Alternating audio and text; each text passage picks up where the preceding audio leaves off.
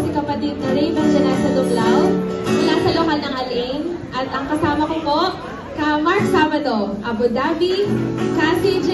Nulameda. At ang Ka Sherwin, ano ba ang apelyido niya? Wala pa. Sorry na. Ngayon lang kasi kami nagkakilala.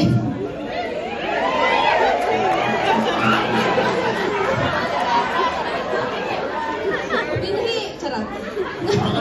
Ang aawitin po namin ngayong gabi ay hindi natin kailanman iisipin. Handa na po ba kayo makinig?